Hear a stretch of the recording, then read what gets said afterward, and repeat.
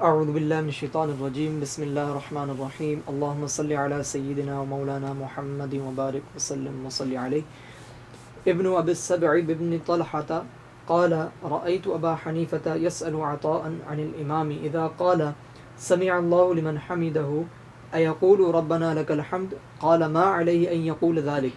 ثم روي عن ابن عمر رضي الله تعالى عنهما صلى بنا النبي صلى الله عليه وسلم فلما رفع رأسه من الركعة قال سمع الله لمن حمده فقال رجل ربنا لك الحمد حمدا كثيرا طيبا مباركا فيه. فلما انصرف النبي صلى الله عليه وسلم قال من ذا المتكلم بهذا؟ قال لها 3 مرات. قال الرجل أنا يا نبي الله. قال فوالذي بعثني بالحق لقد رأيت 37 ملكا يبتدرون أيهم يكتبها لك وأول من يرفعها. بسم اللہ الرحمن الرحیم. حدیث نمبر 106. نماز میں یہ ہے جو اختلاف ہے باقی ائمہ کا احناف کے ساتھ، حنفیوں کے ساتھ، اس کی ایک جلا قسم میں یہ ہے کہ پہلے تو تھا نا شروع میں جب شروع کیا تو بھئی ہاتھ کیسے اٹھانے ہیں، اللہ اکبر کہتے ہوئے ہاتھ اٹھانے ہیں، پھر جو ہے پہلے اللہ اکبر کہنا ہے پہلے ہاتھ اٹھانے ہیں، یا اللہ اکبر کہتے ہوئے برابر ہاتھ اٹھانے ہیں. ہاں جی، پھر یہ تھا کہ کانوں تک ہاتھ اٹھانے ہیں، کندھوں تک ہاتھ اٹھانے ہیں، یا سر کے برابر ہاتھ اٹھانے ہیں. یہ ذکر ہوتا رہا. پھر اس کے بعد ذکر ہوا کہ جی جو ہے فاتحہ پڑھنی ہے تو کیسے پڑھنی ہے، وہ امام کے پیچھے پڑھنی ہے یا نہیں پڑھنی، یہ مسئلہ بھی گزر گیا. بسم اللہ جو ہے بلند آواز سے پڑھنی ہے یا آہستہ آواز سے پڑھنی ہے، یہ مسئلہ بھی گزر گیا. ہاں جی، رفع یدین کا مسئلہ تھا. یہ سارے مارکۃ الآراء مساجد تھے جو ائمہ کے ساتھ اختلاف تھا. آج جو اختلاف جو حنفیوں اور دیگر اماموں کے درمیان ہے، اس حدیث سے شروع ہو رہا ہے، وہ یہ ہے کہ جب امام جو ہے یہ سامع اللہ لمن حمدہ کہے تو کیا مقتدی کو بھی سامع اللہ لمن حمدہ کہنا ہے یا نہیں کہنا، یہ اختلاف ہے. تو بعض اماموں کے نزدیک یہ ہے کہ امام سامع اللہ لمن حمدہ بھی کہے، ربنا لک الحمد بھی کہے. ہاں جی، بعض اماموں کے نزدیک ہے کہ امام سامع اللہ لمن حمدہ کہے اور مقتدی جو ہے ربنا لک الحمد کہے. تو یہ اختلاف ہے. ہمارے نزدیک کیا ہے؟ حنفیوں کے نزدیک یہ ہے کہ نبی کریم صلی اللہ علیہ وسلم نے تقسیم فرما دی ہے امام اور مقتدی کے درمیان، کہ امام جو ہے وہ صرف سامع اللہ لمن حمدہ کہے اور مقتدی جو ہے وہ صرف ربنا لک الحمد کہے. یہ امام ابو حنیفہ فرماتے ہیں. اور امام شافعی رحمۃ اللہ علیہ فرماتے ہیں کہ نہیں، امام سامع اللہ لمن حمد بھی کہے، سامع اللہ لمن حمدہ بھی کہے اور ربنا لک الحمد بھی کہے. یہ امام شافعی رحمۃ اللہ علیہ فرماتے ہیں. تو نفلوں میں تو ہم کہتے ہیں کہ ٹھیک ہے، اگر نفلیں جو انڈیویجول پڑھ رہا ہے نماز، وہ تو سامع اللہ بھی کہے ربنا لک الحمد بھی کہے. لیکن جب جماعت ہو تو پھر امام کے لیے ہے سامع اللہ لمن حمدہ کہے اور مقتدی جو ہے یہ ربنا لک الحمد کہے. یہ ہے امام صاحب رحمۃ اللہ علیہ کا نظریہ اور عقیدہ اور اس معاملے میں.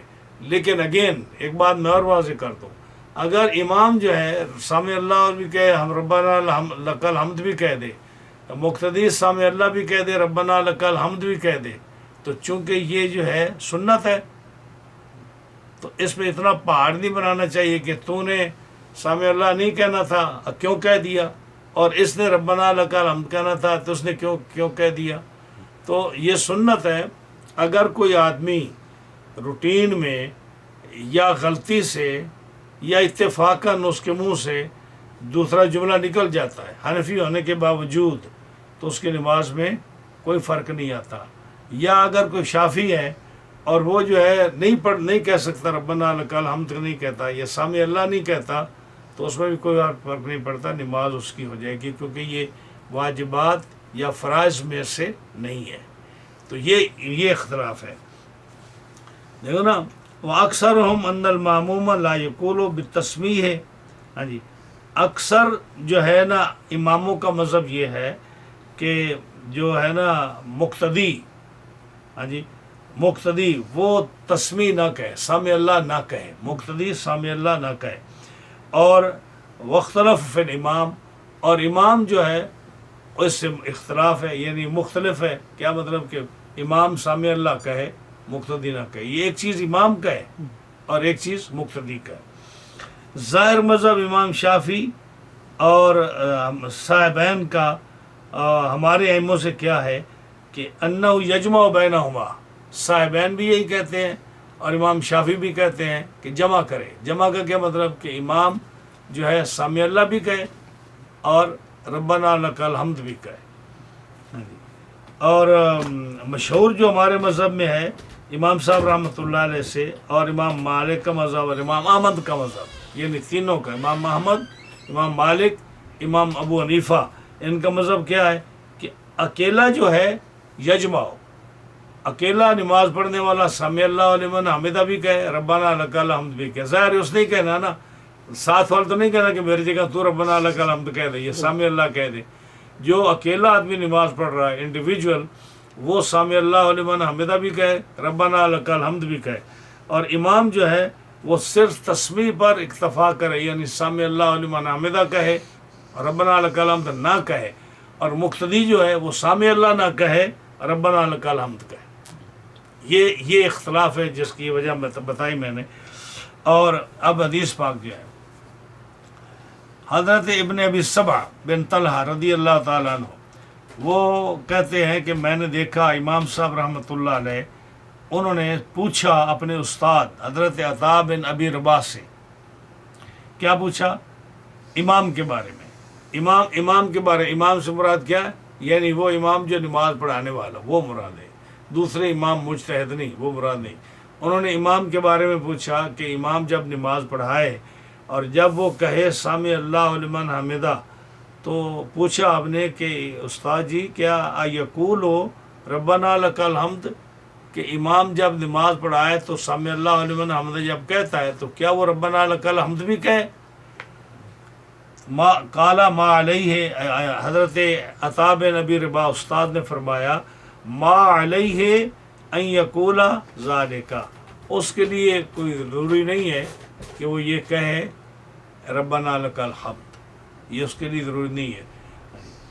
ثم رویہ ان، پھر انہوں نے حضرت عطا نے انہوں نے روایت بیان کی حضرت عبداللہ بن عمر سے، چونکہ وہ تابعی ہیں تو حضرت عبداللہ بن عمر کو انہوں نے دیکھا ہے، سنا ہے انہوں نے، تو انہوں نے کہا کہ حضرت عبداللہ بن عمر سے میں نے یہ حدیث لی ہے کہ وہ فرماتے ہیں کہ صلی بن النبی صلی اللہ علیہ وسلم، ہمارے ساتھ ایک دفعہ نبی کریم صلی اللہ علیہ وسلم نے نماز ادا فرمائی تو آپ نے جب سر اٹھایا رکوع سے، ہاں جی، رکوع سے جب سر اٹھایا تو آپ نے کہا سامع اللہ لمن حمدہ. جب آپ نے کہا تو ایک آدمی نے، کسی آدمی نے پیچھے سے ربنا لک الحمد حمدن کثیرن طیبن مبارکن فی، یہ کہہ دیا. تو جب یہ نماز مکمل ہو گئی، فلما انصرف النبی صلی اللہ علیہ وسلم، جب نماز مکمل ہو گئی، قالا منزل متکلم بہذی، آپ نے فرمایا میرے پیچھے رکوع سے اٹھتے ہوئے کس شخص نے کہا ربنا لک الحمد حمدن کثیرن طیبن مبارکن فی، یہ کس نے کہا؟ تو لوگ ڈر گئے کہ شاید ہم سے کوئی غلطی ہو گئی، تو اس لیے کسی نے جواب نہیں دیا. آپ نے دوبارہ پوچھا، پھر کسی نے جواب نہیں دیا. جب آپ نے تیسری بار پوچھا تو پھر جو ہے آخر وہ سرکار کے صحابہ تھے، ان سے غلطی ہو جائے یا غلطی نہ ہو تو وہ حضور کی بات کو جو ہے اس طرح تو نہیں جانے دیتے تھے. تو ایک صحابی نے کہا انا یا نبی اللہ، سرکار میں نے یہ کہا ہے. تو لیکن وہ ڈر رہا تھا کہ شاید مجھ سے کوئی غلطی ہو گئی، ہاں جی میں نے کہا یہ.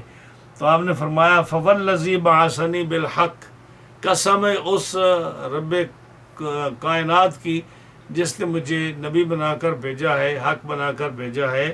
ہاں جی، جب تو نے کہا نا ربنا لک الحمد حمدن کثیرن طیبن مبارکن فی لقد رأیت بدعتا و ثلاثین ملکن، میں نے 30 سے زیادہ فرشتوں کو دیکھا۔ بدع کا لفظ جو بولتے ہیں نا 3 سے 9 تک بولتے ہیں، 3 سے 9 تک، تو آپ نے جو ہے نا یہ فرما دیا کہ میں نے 30 سے اوپر دیکھا، یعنی 33 فرشتے تھے، 34 تھے، 35 تھے، 36، 37، 38، 39، یعنی 30 سے اوپر تھے، یعنی بہت زیادہ فرشتے تھے جو بھاگ رہے تھے، یبتدرون جلدی کر رہے تھے، ایک دوسرے سے آگے نکل رہے تھے۔ کیوں؟ ایہم یکتبھا الیکا، جو اللہ نے تمہیں اس کا ثواب دیا ہے نا اس جملے کا، اس کا اتنا ثواب تھا کہ فرشتے بھاگ رہے تھے کہ میں اس کو لکھوں، پہلے میں اس کو لکھوں، ہاں جی، وَأَوَّلُ مَن يَرْفَعُهَا، یا میں پہلے جا کر اس کو لے کر اللہ کی بارگاہ میں حاضر ہوں۔ تو وہ اس لیے دوڑ رہے تھے کہ جب کوئی بھی اللہ کا بندہ کوئی نیکی کرے، جب بھی کوئی نیکی کرے اور وہ نیکی ایسی ہو جو اللہ کی بارگاہ میں قبول ہو، تو جو فرشتہ یہ خبر لے کے جائے گا اللہ کے پاس، یا اللہ میں یہ فلاں آدمی کا عمل لے کے آیا ہوں جس سے تو خوش ہے، یہ بہت اچھا عمل ہے، تو وہ لے جانے کی وجہ کیا ہوگی کہ اللہ تعالیٰ اس فرشتوں کی بھی اپنی رحمت سے نوازیں گے کہ تو جیسے کوئی اچھی خبر بادشاہ لے کے آتا ہے، جب کوئی آدمی کسی بادشاہ کے پاس یا کسی کے پاس اچھی خبر لے کے آتا ہے تو کیا کہتا ہے وہ کہ اس کو یار کچھ اچھا کھانا کھلاؤ، پانی پلاؤ، اس کو انعام دو، ہاں جی، جتنی کسی کی کیپیسٹی ہوتی ہے، اتنی کسی کی ہمت ہوتی ہے، وہ اچھی خبر لانے والے کو انعام دیتا ہے، اور نہیں تو زبان سے شاباشی دیتا ہے، اور نہیں تو اس کو بھی کہتا ہے یار تم نے تو کمال کر دیا، آج ہمیں خوش کر دیا۔ لیکن کیا جب عام انسان کی طرف کوئی آدمی اچھی خبر لے کے جائے، وہ اس کو انعام و اکرام دیتا ہے اپنی توفیق کے مطابق، تو اللہ تعالیٰ سے تو یہ امید نہیں کر سکتے کہ اللہ جب کسی اس کے بندے کی کوئی خبر فرشتہ لے کر جائے اور اللہ اس کو نہ نوازتا ہو۔ ادروائز فرشتے کیوں بھاگ رہے تھے؟ جب انہوں نے کچھ نہیں ملنا تھا اور وہی کچھ ملتا تھا جو ان سے آلریڈی مل رہا ہے، ایکسٹرا نہیں کچھ ملنا، تو پھر اتنی جلدی کرنے کا فائدہ کیا؟ تو اس کا مطلب یہ کہ جلدی کرنے کا فائدہ یہ ہے کہ ان کو اللہ تعالیٰ اور مزید رحمت سے نوازتا ہے۔ تو اب جو ہے یہ بے شک یہ لکھا ہوا ہے کہ مقتدی نے یہ کہا ربنا لک الحمد حمدا کثیرا طیبا مبارکن، تو اب اس کا اتنا ثواب ہے۔ تو اب کیا وجہ ہے کہ منصور صاحب اٹھتے ہیں اور جو کہتے ہیں جی امام صاحب میں تو یہ پڑھتا ہوں یا ربنا لک الحمد حمدا کثیرا طیبا مبارکا فیہ، آپ تو یہ پڑھتے ہیں جی کہ میں کیوں کہ جی میں نے حدیث میں پڑھا ہے کہ اس میں اتنا زیادہ ثواب ہے کہ فرشتے بھاگتے ہیں اس کا ثواب لے جانے کے لیے، اور اس کا بہت زیادہ ثواب ہے۔ لیکن کیا آپ کو معلوم ہے کہ امام اعظم ابو حنیفہ کو یہ جملہ نہیں آتا تھا؟ وہ کیوں نہیں پڑھتے تھے؟ ہاں جی، یعنی آپ تو اس لیے پڑھتے ہیں کہ حدیث میں اس کا بہت زیادہ ثواب ہے، تو امام ابو حنیفہ کیوں نہیں پڑھتے تھے؟ ان کو بھی تو پتہ تھا، حدیث تو انہوں نے نقل کیا اپنے مسند میں کہ اتنا زیادہ ثواب ہے، لیکن اس کے باوجود وہ کیا کہتے ہیں؟ کیا پڑھو؟ ربنا لک الحمد۔ ہاں جی، اب میری بات سنیے، اس پر اس میں کوئی شک نہیں کہ یہ ربنا لک الحمد حمدا کثیرا طیبا مبارکا فی جملہ ہے، لیکن صحابی کو جو ثواب ملا نا وہ اور وجہ سے ملا۔ آپ کو ضروری نہیں کہ وہ ثواب ملے جو ان کو ملا، ان کو اس لیے ملا کہ جس کیفیت میں انہوں نے اس وقت پڑھا تھا وہ کیفیت اتنی خوبصورت تھی، یعنی اللہ کے رسول صلی اللہ علیہ وسلم کے پیچھے نماز پڑھنے والا صحابی جو کہ اس وقت معلوم نہیں کہ وہ کب مسلمان ہوا تھا، لیکن اس نے اپنی محبت اور عقیدت اور پیار سے معانی کو سمجھتا تھا، اور اس کو پتہ تھا کہ اللہ کے رسول نے فرمایا حمد اللہ کی بیان کرو ربنا لک الحمد، لیکن اس نے اپنی طرف سے ایسے جملے ملائے جس میں حمد کی اور زیادہ خوبصورتی ہوگی۔ ربنا لک الحمد حمدا کثیرا طیبا مبارکا فی، اس دل کی کیفیت کو جب رب تعالیٰ نے دیکھا تو اس نے اتنا پسند فرمایا کہ فرشتے بھاگ رہے ہیں اس کا ثواب لینے کے لیے۔ اب جب آپ پڑھیں گے تو یہی ہوگا کہ جس صحابی نے پڑھا تھا اور فرشتے اس ثواب لینے کے لیے آئے دوڑے، تو اس لیے یہ اچھا جملہ ہے، میں اس لیے پڑھ دوں. آپ تو اس لیے پڑھتے ہیں نا، لیکن صحابی نے تو کسی اور نیت سے پڑھا تھا، کیونکہ وہ عربی جانتے تھے، مفہوم جانتے تھے. اللہ بہتر جانتا ہے کہ اس وقت ان صحابی کی دل کی کیفیت کیا تھی. تو اس لیے جو ہے نا ہمیں وہ پڑھنا چاہیے جو ہمارے امام اعظم ابو حنیفہ نے ہمیں بتایا ہے. ہاں جی، جب ہم مقلد ہیں تو ہم وہی پڑھیں جو امام صاحب نے کہا ہے. لیکن اگین اگر کوئی آدمی ان کی جگہ یہ پڑھ لیتا ہے، ہم یہ نہیں کہیں گے کہ اس کی نماز نہیں ہوئی یا اس نے جو ہے نا غلط کام کیا. غلط نہیں کیا، لیکن آپ جس امام کی تقلید کرتے ہیں اس نے بڑے سوچ سمجھ کر آپ کو جو ہے نا اس نے اجتہاد کر کے یہ جملے بتائے ہیں. ادروائز آپ کو یہ حدیث بھی پتہ تھے، ربنا ولک الحمد بھی ہے، ربنا لک الحمد بھی ہے. ہاں جی، یہ ساری چیزیں ہیں، لیکن آپ صلی اللہ علیہ وسلم آپ کی احادیث کے مطابق جس کو امام صاحب رحمۃ اللہ علیہ نے اجتہاد کیا، ہمیں وہی کرنا چاہیے. تو بہت سارے لوگ یہ پڑھتے ہیں جی، کیوں کہ جی حدیث میں آیا، تو حدیث تو امام صاحب کو بھی پتہ تھا، تو پڑھنے میں حرج نہیں ہے. لیکن میرے نزدیک بہتر یہ ہے کہ آپ اس کو اسی طرح پڑھیں.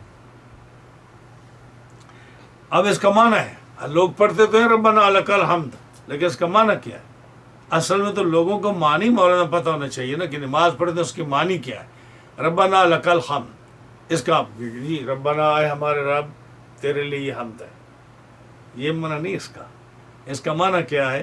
اس کا معنی ہے کہ ربنا اطعناک، اے اللہ ہم نے تیری اطاعت کی، ہم نے تیری ربنا لک الحمد، ربنا اطعناک وحمدناک ولک الحمد.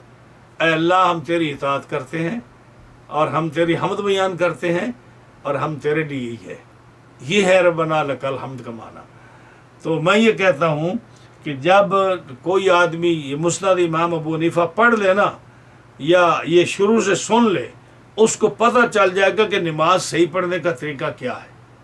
جو کہ بہت سارے میں کہتا ہوں پڑھے لکھے بندے جن کو بھی نہیں پتہ کہ جو راز امام صاحب نے اس میں کھولے ہیں حدیثیں بیان کر کے، جو اختلاف بیان کر کے اپنا فقہ حنفی کا جو ثابت کیا ہے نماز کا طریقہ یا دیگر چیزوں کا طریقہ، یہ بڑا اللہ کا انعام ہے جو امام صاحب نے بیان کیا. اب دیکھو نا، ایک ایک بات کو دیکھ رہے ہیں شروع سے لے کر آخر تک. آپ نے بہت ساری کتابیں پڑھی ہیں، ہم نے بھی پڑھی ہیں.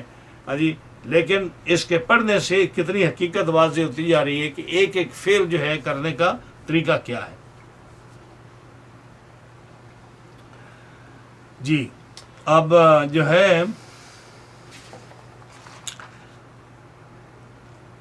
یہ جو ہے نا ربنا لک الحمد، اب اس میں جو ہے امام صاحب رحمۃ اللہ علیہ آپ یہ فرماتے ہیں کہ اس میں ایک حدیث فعلی ہے اور ایک قولی ہے. امام صاحب رحمۃ اللہ علیہ کا جو طریقہ دلیل دیتے ہیں کہ ہم کیوں کہتے ہیں کہ امام صرف سامع اللہ لمن حمدہ کہے اور مقتدی صرف ربنا لک الحمد کہے. ایک تو ایک فعلی حدیث دلیل کے طور، فعلی حدیث مطلب کہ رسول اللہ صلی اللہ علیہ وسلم جو کیا یہ فعلی ہے. قولی حدیث کہ جو آپ نے فرمایا. اب دیکھیے کیا یہ جو حدیث بیان کی، حضرت عبداللہ بن عمر فرماتے ہیں کہ میں نے رسول اللہ صلی اللہ علیہ وسلم کے پیچھے نماز پڑھی اور آپ نے کیا جب کہا سامع اللہ لمن حمدہ، تو ایک آدمی نے پیچھے کہا ربنا لک الحمد. تو ثابت کیا ہوا کہ آپ صلی اللہ علیہ وسلم نے سامع اللہ لمن حمدہ کہا ہے. ربنا لک الحمد کا ثبوت آپ سے نہیں ہے اس حدیث میں کہ آپ نے کہا ہو، ہاں جی، بلکہ مقتدی نے کہا. یا ثابت ہوا کہ مقتدی نے سامع اللہ نہیں کہا، مقتدی نے صرف کہا ربنا لک الحمد حمدن کثیرن طیبن مبارکن فی، اور رسول اللہ صلی اللہ علیہ وسلم نے صرف سامع اللہ لمن حمدہ کہا، آپ نے ربنا لک الحمد نہیں کہا. یہ فعلی حدیث ہے، یعنی پریکٹیکل جو رسول اللہ صلی اللہ علیہ وسلم نے کیا ہے.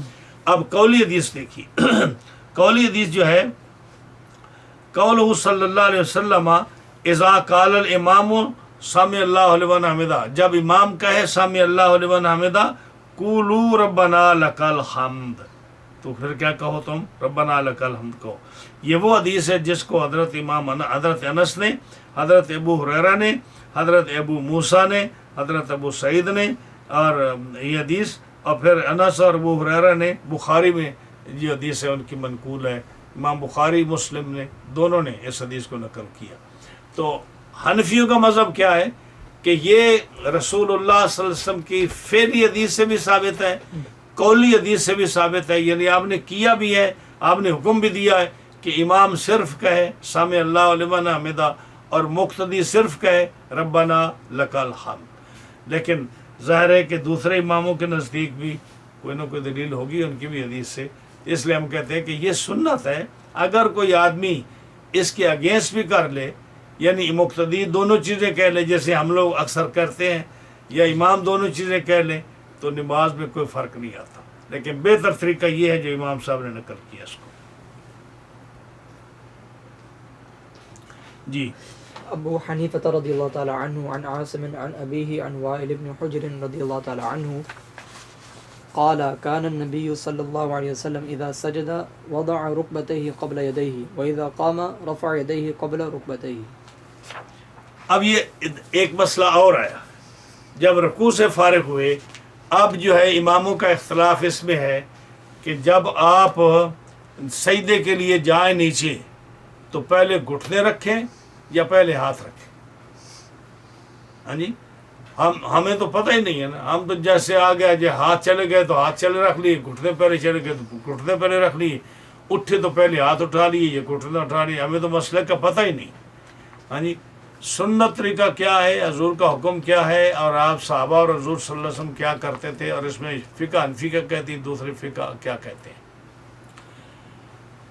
یعنی جب رکوع سے کھڑا ہو، اب سجدے میں جانا ہے نا، تو سجدے میں پہلے کیا گھٹنے رکھے یا پہلے ہاتھ رکھے.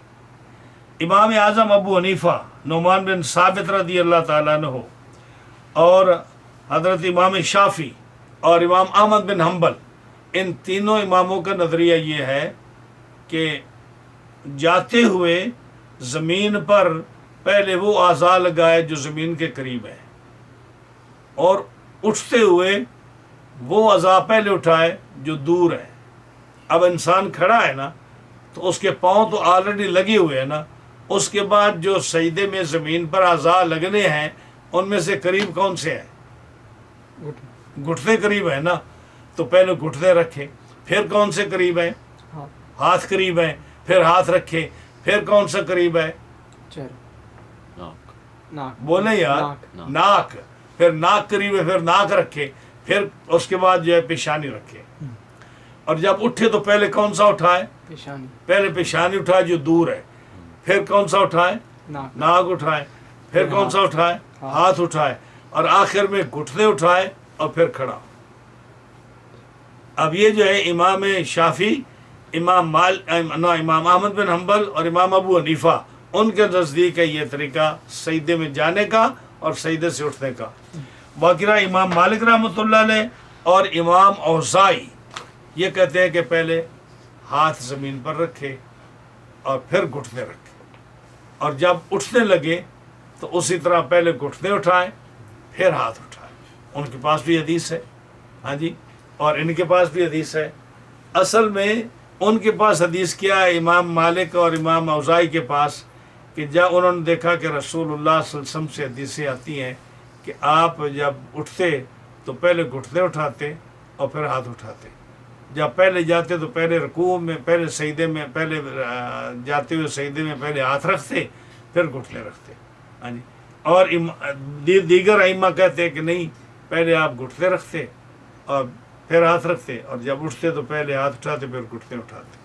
یہ دونوں صحیح ہیں. دونوں صحیح اس لیے ہیں کہ رسول اللہ صلی اللہ علیہ وسلم جب بڑھاپا آ گیا، آپ کا جسم شریف بھارا ہو گیا، تو پھر آپ جو ہے نا، آپ جب اٹھتے تھے تو ہاتھوں کے سہارے سے اٹھتے تھے. یعنی آپ پہلے گھٹنے اٹھا لیتے. جیسے آپ بھی دیکھ لو، کمزور آدمی جو ہے یا بوڑھا آدمی ہے یا بارہ آدمی ہے، تو وہ نہیں اٹھ سکتا گھٹنوں کے بل، اس کو گرنے کا خطرہ ہے. تو اس کے لیے اجازت ہے کہ وہ جو ہے جیسے بھی اٹھ سکتا ہو سہارے سے وہ اٹھے. تو رسول اللہ صلی اللہ علیہ وسلم کے جب آخری ایام تھے جب آپ کا جسم شریف بارہ ہو گیا تو آپ صلی اللہ علیہ وسلم اسی طرح اٹھتے تھے کہ آپ پہلے گھٹنے اٹھا لیتے پھر ہاتھوں کے سہارے سے اٹھتے تھے، جیسے آج بھی کمزور آدمی یا بارہ آدمی جسیم آدمی جیسے سہارے سے اٹھتا ہے۔ لیکن جو آپ کی اوائل عمر ہے جس میں آپ کا جسم شریف اتنا بارہ نہیں تھا، تو روٹین کی نماز آپ کی کیا تھی؟ آپ پہلے گھٹنے زمین پر رکھتے پھر ہاتھ رکھتے، اور جب اٹھتے تو پہلے ہاتھ اٹھاتے پھر گھٹنوں کے بعد آپ کھڑا ہو جاتے۔ تو یہ اختلاف ہے ان ائمہ کے نزدیک اور امام صاحب دوسرے اماموں اور امام صاحب کے نزدیک۔ جی اب جو ہے ایک حدیث جو ہے کہ جو ان کی ہے حضرت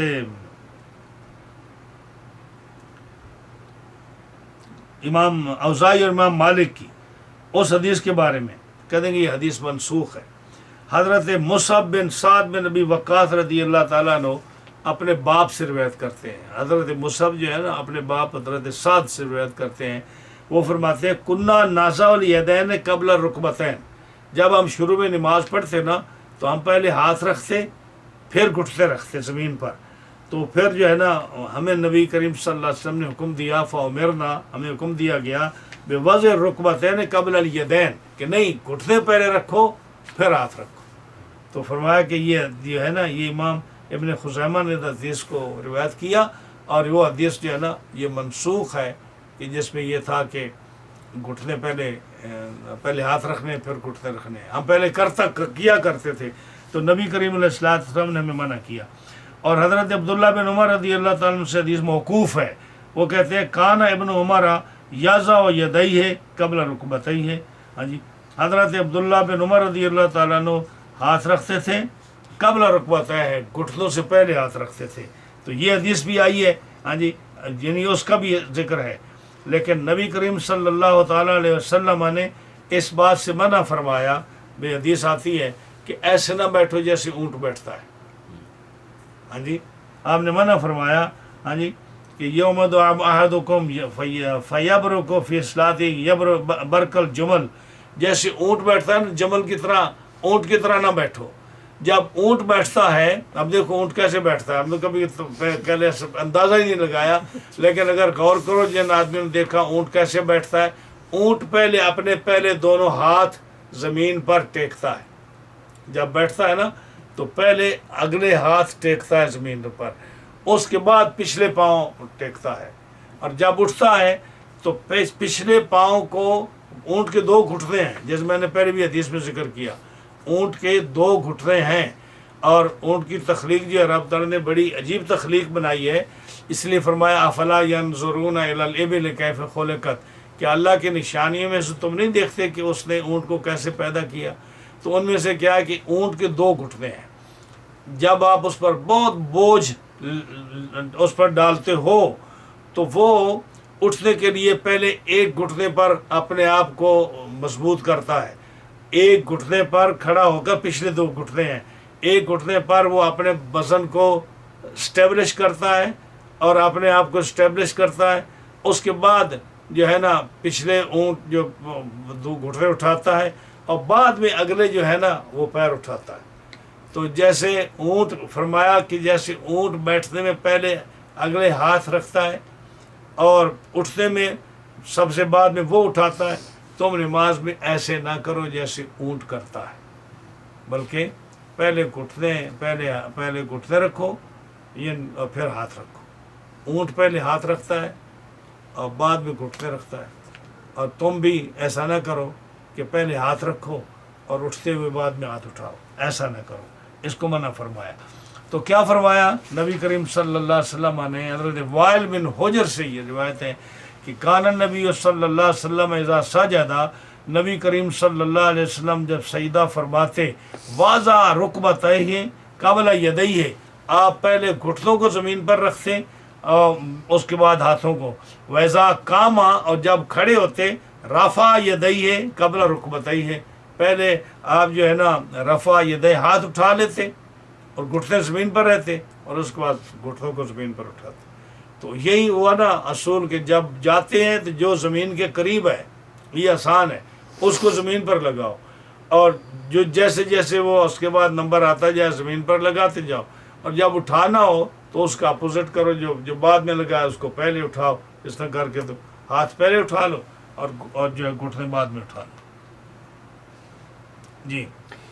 ابو حنیفة رضی اللہ تعالی عنہ عن طاووس عن ابن عباس رضی اللہ تعالی عنہما او غیرہ من اصحاب النبی صلی اللہ علیہ وسلم قال اوحی للنبی صلی اللہ علیہ وسلم ان يسجد على 7 اعظم. جی اب یہاں ایک اب سجدے میں باری آئی. اب حکم ہوا کہ جی احناف کے نزدیک سجدے کا کیا حکم ہے. تو نبی کریم صلی اللہ علیہ وسلم سے حدیث ہے، حضرت عبداللہ بن عباس رضی اللہ تعالیٰ عنہ سے یا اور دیگر صحابہ سے بھی، کہ اوحی الی النبی صلی اللہ علیہ وسلم، اللہ تعالیٰ نے نبی کریم صلی اللہ علیہ وسلم کو وہی فرمائی کہ سجدہ کریں 7 ہڈیوں پر. تو سجدہ کریں 7 ہڈیوں پر. تو سجدے میں 7 اعضاء زمین پر لگنا یہ ضروری ہے. ہاں جی، یہ سجدے کا حکم ہے. اب اس میں دیگر ائمہ کے نزدیک کیا اختلاف ہے؟ ہاں جی، دیگر ائمہ کے نزدیک اختلاف یہ ہے کہ امام شافعی رحمۃ اللہ علیہ اور جو دیگر امام ہیں، بعض امام، ان کے نزدیک جو ہے یہ ان گھٹنوں پر اور ہاتھوں پر 7 اعضاء میں سے ان کو زمین پر لگانا سجدے میں یہ فرض ہے. سمجھ آئی؟ یعنی گھٹنوں کو زمین پر لگانا، گھٹنوں پر سجدہ کرنا، ہاتھوں پر سجدہ کرنا یہ فرض ہے. صحیح ہے. ہمارے نزدیک امام ابو حنیفہ رحمۃ اللہ علیہ کے نزدیک سنت ہے. یہ فرق ہے. ورنہ وہ بھی 7 اعضاء پر سجدہ کرتے ہیں، ہمیں بھی حکم ہے 7 اعضاء پر. آپ نے دیکھا ہو کہ شافعی بھی جو سجدہ کرتے ہیں تو وہ 7 اعضاء پر کرتے ہیں، ان کے پیر بھی زمین پر لگتے ہیں اور گھٹنے بھی زمین پر لگتے ہیں، ہاتھ بھی زمین پر لگتے ہیں اور ناک پیشانی بھی لگتی ہے. تو 8 ہو گئے نا. تو ہمارے نزدیک بھی یہی ہے. تو پھر اختلاف کیا ہوا؟ حدیث لانے کا مقصد کیا ہوا؟ مقصد یہ ہے، امام صاحب رحمۃ اللہ علیہ کی جو دلیل ہے، آپ فرماتے ہیں کہ دیکھیے جو چیز قرآن سے ثابت ہو وہ فرض ہوتی ہے، اور جو حدیث سے ثابت ہو اس کو فرضیت نہیں ہوتی، یعنی اس کو آپ قرآن کا درجہ نہیں دے سکتے. تو آپ فرماتے ہیں کہ سجدہ جو ہے، اس جدو کا لفظ قرآن میں آتا ہے، یا ایھا الذین آمنوا ارکعوا واسجدوا، ہاں جی، یا وسجد کا لفظ قرآن مجید میں آتا ہے. تو جہاں جہاں سجدے کا لفظ آتا ہے، امر کا آتا ہے، تو امر جو ہوتا ہے یہ وجوب کے لیے ہوتا ہے. تو سجدہ جو ہے یہ فرض ہے. یہ سجدے کی فرضیت کس سے ثابت ہے؟ قرآن سے ثابت ہے. اب یہ جو آپ نے فرمایا صلی اللہ علیہ وسلم نے کہ اوحی الی النبی صلی اللہ علیہ وسلم ان یسجد علی 7 اعظم، کہ 7 ہڈیوں پر سجدہ کرو، یہ قرآن ہے یا حدیث ہے؟ جی، یہ قرآن ہے یا حدیث ہے؟ جو ورکاؤس آپ نے سنا ہی نہیں. اس جدو کا لفظ تو قرآن سے ثابت ہے نا، جی، اس سے تو فرضیت ثابت ہو گئی، سجدہ فرض ہے. جی، ٹھیک ہے. یہ جو فرمایا اوحی الی النبی صلی اللہ علیہ وسلم ان یسجد علی 7 اعظم، کہ 7 ہڈیوں پر سجدہ کرو، یہ قرآن ہے یا حدیث ہے؟ حدیث ہے نا. اور یہ حدیث بھی متواترہ نہیں ہے، خبر واحد ہے. یعنی خبر واحد یہ ہے نا، متواترہ جو ہوتی ہے نا اس سے وجوب وغیرہ ثابت ہوتا ہے، جیسے قرآن کا حکم ثابت ہوتا ہے. تو خبر واحد جو ہوتی ہے اس سے کبھی فرضیت ثابت نہیں ہوتی. میں امام صاحب کی دلیل بتا رہا ہوں. امام صاحب کہتے ہیں جب قرآن سے ثابت ہے سجدہ اور حدیث سے ثابت ہے کہ 7 اعضاء پر سجدہ کرو، تو تم قرآن اور حدیث کو ایک کیٹیگری میں کیسے لاتے ہو؟ اس لیے سجدہ کرنا فرض یہ تو قرآن سے ثابت ہو گیا، اور حدیث سے ثابت ہے کہ 7 اعضاء پر سجدہ کرو، تو یہ فرض نہیں ہے. جیسے امام شافعی رحمۃ اللہ علیہ کہتے ہیں کہ یہ فرض ہے. آپ فرماتے ہیں یہ حدیث سے ثابت ہے اور خبر واحد سے ثابت ہے. خبر واحد سے جو چیز ثابت ہو وہ فرض نہیں ہوتی، تو یہ سنت ہے. تو اب کیا ہوا کہ ان 7 اعضاء پر سجدہ کرنا یہ کیا ہے؟ ان 7 اعضاء کو زمین پر لگانا سنت ہے، یہ سنت ہے، اور سجدہ کرنا فرض ہے. یہ فرق ہے. لیکن اب جو ہے مختلف حدیث میں کیا آتا ہے، طریقہ کیا آیا؟ آگے بھی حدیثوں میں آ رہا ہے، اور آپ دیکھیں گے سجدے کا طریقہ ہے. فرمایا کہ جب سجدہ کرو تو ایسے ہاتھ نہ بچھاؤ جیسے کتا بچھاتا ہے، ایسے ہاتھ نہ بچھاؤ جیسے جو ہے نا یہ جو ہوتا ہے نا درندہ بچھاتا ہے. ہاں جی، کتا کیسے بیٹھتا ہے؟ یہ دو ہاتھ ہے نا دونوں یہ زمین پر رکھتا ہے نا، یعنی اس کے آرم جو ہیں، اس کے آرم زمین پر لگتے ہیں نا. ہاں جی، جب بیٹھتا ہے تو ایسے بیٹھتا ہے نا. تو آپ نے فرمایا ایسے سجدہ نہ کرو جیسے کتے کے بازو زمین پر لگے ہوتے ہیں. پھر فرمایا ایسے نہ، ایک حدیث میں آتا ہے کہ ایسے نہ سجدہ کرو جیسے درندہ بیٹھتا ہے. اب شیر کو دیکھیں شیر کیسے بیٹھتا ہے، چیتا کیسے بیٹھتا ہے، بھیڑیا کیسے بیٹھتا ہے، اور یہ لومڑی کیسے بیٹھتی ہے، بلی کیسے بیٹھتی ہے، یہ جتنے درندے جانور ہیں، فرمایا جیسے سبا بیٹھتے ہیں ایسے ہاتھ نہ رکھو سجدے میں. کیا مطلب؟ جب سجدہ کرو تو ایسے نہ کرو. آپ بہت سارے لوگ دیکھو گے کہ وہ سجدہ کرتے ہیں نا تو ان کے آرم زمین پر لگے ہوتے ہیں، ہاتھ بھی زمین پر اور یہ بازو بھی زمین پر، اور پھر درمیان میں سجدہ کرتے ہیں. اس کو آپ صلی اللہ علیہ وسلم نے منع فرمایا کہ ایسے نہ بیٹھو جیسے کتا بیٹھتا ہے، جیسے سبا بیٹھتا ہے، بلکہ ہاتھ نیچے ہوں اور یہ بازو اٹھے ہوئے ہوں اور یہ پیٹ سے دور ہوں. یہ حصہ جو ہے نا آرم کا، یہ پیٹ سے دور ہو، زمین سے بھی دور ہو، ہاتھ زمین پر ہوں، پیٹ سے بھی دور ہو، زمین سے بھی دور ہو. حضرت ام المومنین میمونہ رضی اللہ تعالیٰ عنہا فرماتی ہیں کہ رسول اللہ صلی اللہ علیہ وسلم جب نماز پڑھتے تو بکری کا بچہ اگر چاہتا تو نیچے سے گزر سکتا تھا. اب اگر آپ جو ہے ہاتھ زمین پر بچھا لیں، ہاں جی، تو جیسے لوگ سجدہ کرتے ہیں، آگے بھی حدیث آ رہی ہے، ہاں جی، کہ ایسے کرتے ہیں سجدہ تو بکری کا بچہ کیسے نیچے سے گزر سکتا ہے؟ وہ چھوڑ کے آپ بلی کا چھوٹا بچہ بھی نیچے سے نہیں گزر سکتا. تو اس کو منع فرمایا. تو اس لیے جو سجدے کرنے کا حکم ہے، جیسے علماء نے لکھا کہ 7 ہڈیوں پر سجدہ کرو. 7 ہڈیاں کون سی ہیں؟ پاؤں کے دونوں کنارے، پاؤں کے دونوں کنارے، یعنی دونوں پاؤں جو ہے نا اس کی جو انگلیاں ہیں یہ زمین پر لگیں.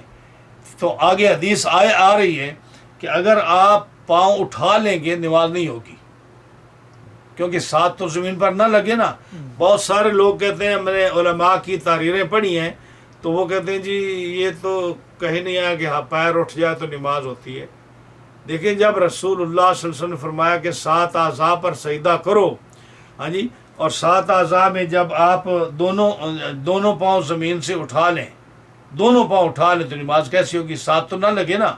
اگر آپ دونوں اٹھا لیں تو اول تو یہ پیشانی اور ناک اس کو ایک گنا جاتا ہے. 7 تو تب ہی بنے گے نا، 2 پیر، 2 گھٹنے، 2 ہاتھ اور ان میں سے ایک، یہ دونوں کے ایک شمار کیا گیا.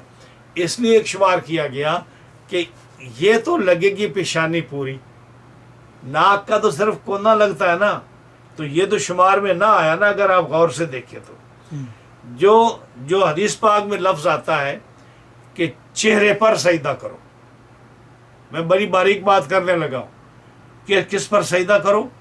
چہرے پر. تو کیا چہرہ یہ سارا چہرہ ہے نا، یہ سارا زمین پر آپ کا لگتا ہے؟ فرمایا کہ سجدہ کس پر کرو؟ چہرے پر. چہرے کا لفظ آتا ہے تو یہ سارا چہرہ جو ہے یہ تو زمین پر نہیں لگتا، نہیں نہ لگتا. تو میکسیمم پارٹ جو ہے وہ کون سا لگتا ہے؟ پیشانی کا. تو اس لیے پیشانی جو ہے نا اس کا لگنا بہت ضروری ہے، اس کا لگنا بہت، اگر ناک نہ بھی لگے اس کا لگنا ضروری ہے. اور اگر وہاں کوئی ایسی گندگی نجاست ہو کہ آپ پیشانی نہیں لگا سکتے، پھر حکم ہے کہ صرف ناک لگا لو. اور اگر ناک کی جگہ کوئی ایسی غلاظت ہے تو آپ پیشانی لگا لو. تو اس لیے کہا کہ ایک حصہ جو ہے نا اس کا زمین پر لگاؤ، اور اگر دونوں لگاؤ تو پھر بھی اس کو ایک شمار کیا جائے گا کہ چہرہ لگائے نا. یہ سارا چہرے میں آتا ہے، پیشانی بھی اور ناک بھی. تو جب یہ لگا زمین پر، ہاتھ لگے زمین پر، اب جب آپ پیر اٹھا لیں گے سجدے میں تو 7 اعضاء تو نہ لگے، آپ کی نماز نہ ہوئی. اس لیے کہتے ہیں کہ دونوں سجدوں میں اگر دونوں پیروں میں سے ایک اٹھ جائے، جیسے کہ اٹھ جاتا ہے، آپ جب سجدے سے اٹھتے ہیں ایک سجدے سے اٹھتے ہیں تو ایک پیر تو زمین پر کھڑا ہے، دوسرے کو آپ موو کرتے رہتے ہیں نا، کبھی اس کو کھڑا کیا سجدے میں اور جب بیٹھنے لگے تو اس کو بچھا دیا، اس کے اوپر بیٹھے، تو اس کی تو موومنٹ رہتی ہے نا، تو وہ تو ظاہر ہے کہ اس کی انگلیاں اٹھیں گی، اس زمین پر کسی وقت اٹھے گا کسی وقت لگے گا، لیکن ایک پاؤں کا زمین پر ہر وقت رہنا یہ ضروری ہے. ہاں جی، اس لیے کہا کہ 3 انگلیوں کو لگنا بہت ضروری ہے. تو جس کے دونوں پیر اٹھ جائیں اس کی نماز نہیں ہوگی. تو ایک تو یہ دونوں پیر لگائے، دونوں گھٹنے لگائے، دونوں ہاتھ لگائے، اور اس لگانے کا طریقہ یہ کہ ایسے ہاتھ ہوں اس کے اندر 4 انگل کا فاصلہ ہو، اتنا فاصلہ ہو کہ جس میں آپ سجدہ کر سکیں، اور جتنا ہاتھوں کے درمیان فاصلہ ہو اتنا ہی پاؤں کے درمیان فاصلہ ہو جب آپ کھڑے ہو. تو نیچر جیسے انسان کی نے نیچرل جیسے اس کے پاؤں کھڑا ہونا آدمی نیچر جیسے اس کا فاصلہ رب تعالیٰ نے رکھا ہے نا، اتنا ہی نماز کے اندر ہونا چاہیے اور اتنا ہی سجدے میں ہونا چاہیے. اسی طرح ہاتھ رکھنے چاہیے اور ہاتھوں کے درمیان سجدہ ہونا چاہیے. تو 7 اعضاء کا لگنا زمین پر ضروری ہے. اس میں حدیث پاک آ رہی ہے، ایک تو یہ کہ پاؤں نہ اٹھائے، حدیث آگے آئے گی. جو یہ کہتے ہیں نا کہ پرواہ نہیں کرتے پاؤں کی، ان کی نماز نہیں ہوتی، نماز ٹوٹ جاتی ہے. تو دونوں پاؤں کو نہ اٹھائے. ایک دوسرا فرمایا کہ اپنی جو ہے نا جو اپنی پشت ہے اس کو لمبا نہ کرے. بعض آدمی جب سجدہ کرتے ہیں نا تو پشت کو لمبا جب کرتے ہیں نا، میں آپ کو دکھاؤں گا کہ نمازی ہماری مسجد میں ہے جو اتنا لمبا سجدہ کرتا ہے کہ بالکل زمین کے ساتھ مل جاتا ہے اور اپنی پشت کو لمبا کرتا ہے. ہاں جی، تو وہ جو ہے نا اس طرح سے وہ جب لمبا کرے گا تو زمین کے ساتھ چمٹ جائے گا. تو جب چمٹ جائے گا تو یہ بھی ٹھیک نہیں. اس کو بھی حدیث سے منع فرمایا. 2 باتیں. تیسری بات جو آپ نے منع فرمائی وہ یہ ہے کہ جو آگے ایک حدیث کا لفظ آ رہا ہے کہ جب رکوع کرے تو رکوع میں گردن اور پشت یہ بالکل سیدھی ہو. آپ نے لفظ استعمال فرمایا کہ جیسے گدھا کھڑا ہوتا ہے ایسے نماز میں کھڑے نہ ہو. یہ بھی حدیث پاک آ رہی ہے. گدھا کیسے کھڑا ہوتا ہے؟ گدھا ہمیشہ اپنا سر جو ہے نا نیچے رکھتا ہے، جب کھڑا ہوتا ہے سر اس کا نیچے ہوتا ہے. تو آپ نے فرمایا گدھے کی طرح رکوع میں کھڑے نہ ہو. آپ کا سر بالکل سیدھا ہونا چاہیے، پشت کے برابر ہونا چاہیے، پشت اور سر جو ہے نا برابر ہونا چاہیے. تو اگر آپ سر نیچے کریں گے تو آپ کا پشت جو ہے نا اس کا کوہان بن جائے گا، یعنی یہ ٹیڑھی ہو جائے گی. جب پشت ٹیڑھی ہو جائے گی، سر نیچے چلا جائے گا تو آپ کی حیثیت گدھے کی ہو جائے گی. تو فرمایا سر اور پشت برابر ہو کہ جب پانی کا پیالہ پشت پر رکھا جائے بھر کے تو وہ پانی کا پیالہ جو ہے پانی نہ گرے اس سے. یہ طریقہ وضو کا. اب دیکھو ہمارے لوگ جو ہیں نہ ان کو رکوع کا پتہ، نہ سجدہ کا پتہ، نہ ان چیزوں کا پتہ. اور حدیث پاک سنیے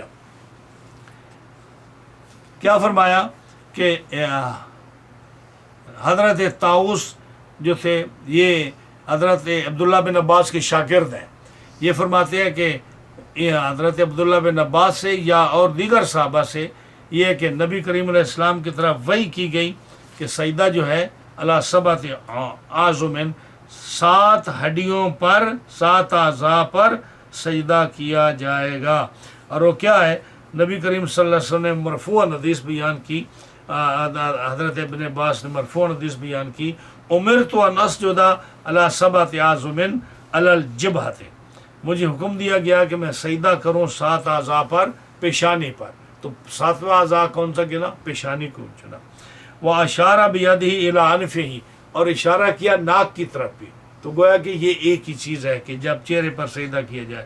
والیدین، دونوں ہاتھ، ورکبتین، دونوں گھٹنے، واطراف القدمین، اطراف القدمین دیکھو دونوں قدموں کے انگلیاں. ولا نکف الثیاب والشعر، اور یہ دیکھو یہ حدیث کا پارٹ ہے کہ نہ اپنے کپڑوں کو اکٹھا کرے نہ بالوں کو اکٹھا کرے.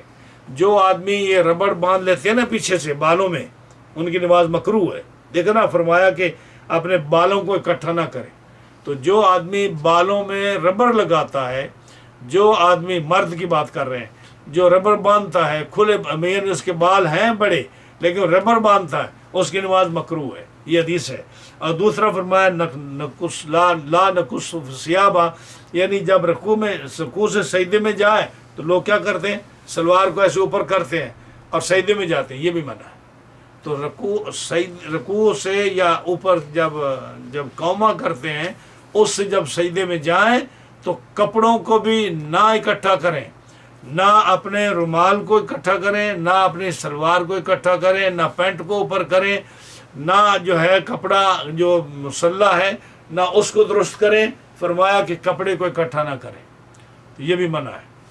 جی سوال یہ ہے کہ یہ تو چلیں مرد حضرات کے لیے، جو عورتیں جو نماز پڑھتی ہیں ہاں، ان کا جو طریقہ ہے وہ کہاں سے یعنی ثابت ہم کریں گے؟ وہ بھی حدیث سے ثابت کریں گے انشاءاللہ. ابھی تو چل رہی ہے حدیث، آ جائے گا کہیں نہ کہیں آ جائے گا. جی یعنی آپ صلی اللہ علیہ وسلم نے عورتوں کو جو جس طرح عورتوں کے لیے اپوزٹ ہے، کیونکہ عورت کا لفظ بھی جو ہے نا یہ بتاتا ہے کہ مرد کے لیے جس چیز کا حکم ہے کہ وہ جیسے اذان دے تو عورت اذان نہ دے، مرد جماعت کرائے عورت جماعت نہ کرائے. ہاں جی، مرد جو ہے لقمہ دے جب امام غلطی کرے، سبحان اللہ کہے یا جو بھی کہے، اللہ اکبر کہے. عورت جو ہے وہ ایسے تصفیق کرے، یہ بھی آیا نا. اب عورتوں کا حکم بالکل مختلف آ رہا ہے، مرد پہلی صف میں کھڑا ہو، عورت سب سے پچھلی صف میں کھڑی ہو. ہاں جی، تو یہ ساری چیزیں جو ہے نا یہ بتاتی ہیں کہ جب اس طرح جب مرد نماز پڑھے اور سجدہ کرے، رکوع کرے، تو وہ جو ہے کھلے بازو کر کے کرے. عورت کے لیے کہ وہ اپنے آپ کو اکٹھا کر کے جو ہے رکوع اور سجدہ کرے، کہ یعنی مرد اپنے آپ کو یعنی اوپنلی کرے تاکہ بکری کا بچہ نیچے سے گزر جائے، اور عورت اپنے آپ کو جتنا چھپا کر اکٹھا کر کے نماز پڑھے اس طرح کرے. لیکن انشاءاللہ جب وضاحت آئے گی کہیں تو اس پر ذکر کریں گے انشاءاللہ. ابو حنیفہ رضی اللہ تعالی عنہ عن ابی سفیان عن ابی نضرۃ عن ابی سعید رضی اللہ تعالی عنہ قال قال رسول اللہ صلی اللہ علیہ وسلم الانسان يسجد على 7 اعظم جبهته ويديه وركبتيه ومقدم قدميه واذا سجد احدكم فليضع كل عضو موضعه واذا ركع فليذبح تذبيح الحمار فلا يذبح تذبيح الحمار. اب دیکھیے حدیث نمبر 109. حضرت ابو حنیفہ امام صاحب رحمۃ اللہ علیہ حضرت ابی سفیان طریف سے اور وہ حضرت ابی نضرہ سے، وہ حضرت ابی سعید خدری رضی اللہ تعالیٰ عنہ سے صحابی رسول سے روایت کرتے ہیں کہ نبی کریم صلی اللہ علیہ وسلم نے فرمایا الانسان یسجد علی 7 اعظم، انسان جو ہے یہ سجدہ کرے 7 ہڈیوں پر.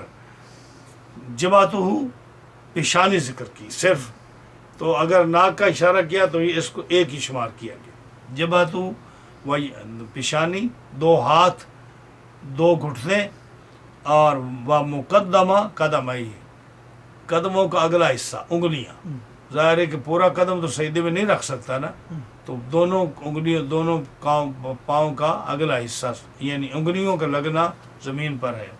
مقدم و قدمئی ہے، اگلا حصہ پورا جتنا زمین پر لگ سکتا ہے. اگر کسی کی انگلی چھوٹی ہے یا کوئی معذور ہے تو اس کا حکم نہیں، یعنی جو قدموں کا حصہ زمین پر لگ سکتا ہے اس کا لگانا ضروری ہے. وَإِذَا سَجَدَ أَحَدُكُمْ، آگے یہ خاص جو آپ نے فرمایا جب کوئی آدمی سجدہ کرے تو کیا کرے؟ فَلْيَضَعْ، یہ حکم ہے، امر ہے.